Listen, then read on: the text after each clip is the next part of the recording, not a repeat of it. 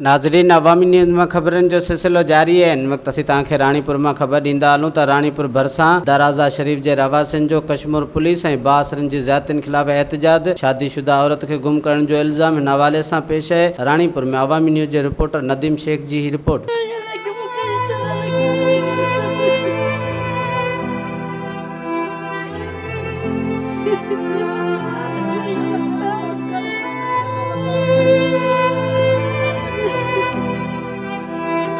भेण मुंहिंजी मारे तबाह करे चई तो खून न ज़ाहिर कर मुझी मारे छड़ी तने गुम करे छड़ी तने नो भी मुझी वठी विया आहिनि।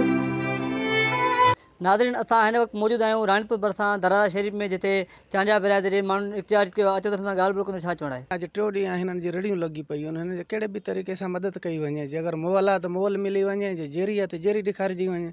मोहम्मद हुसैन नालो ददो हुन धमकी ॾिनी मुंहिंजी भेण खे, चई तूं असांजे क़ुर खणायो आहे फैसले में, तुंहिंजी भेण खे ॾिसी रहंदासीं असां।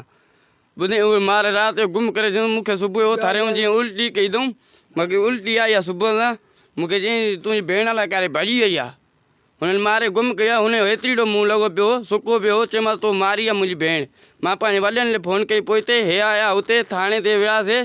पुलिस वारनि असां इहे कोन ॿुधी, असांखे धिका ॾेई कढी छॾियऊं ॿाहिरि। जी मुझी मारे छड़ी तने गुम करे छड़ी तने नो भी मुझी वठी विया आहिनि। इन्हनि वटि वियाऊं। हिते मुंहिंजी धीउ पहुती आहे, क़ुर शरीफ़ खणी ॿाहिरि सहुरे जे रूबरा थियो अथसि। उहो सहुरो अथसि जेको वठी नाला ख़ान बैक अथसि, ॿुधे न, गुलाम हुसैन, दिलशाद, गुलाम हुसैन, मोहम्मद, ॿियो यूसुफ, शबीर जेको मुंहिंजी धीउ जो मुड़ुसु आहे। उन्हनि मारे मुंहिंजी धीउ खे गुम करे छॾियो अथनि।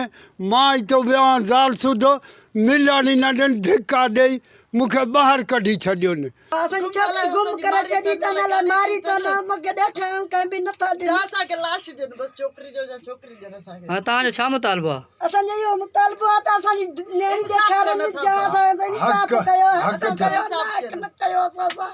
नाज़रीन, तव्हां हितां चांडिया बिरादरी माण्हुनि जूं ॻाल्हियूं ॿुधियूं। इहो ई चवणु आहे त असांजे पंहिंजी बिरादरी जे माण्हुनि सां मिटी माइटी थियल आहे। उहे जेके कश्मीर जा रवासी आहिनि, जिन असांजी छोकिरीअ खे गुम करे छॾियो आहे। हिननि ख़दशो ॾेखारियो आहे त असांजी छोकिरी खे क़तलु कयो आहे।